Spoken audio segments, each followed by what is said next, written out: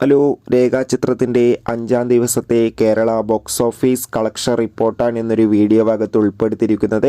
വീഡിയോയിൽ മുൻപ് video like ചെയ്യുക, ചാനൽ സബ്സ്ക്രൈബ് ചെയ്യുക.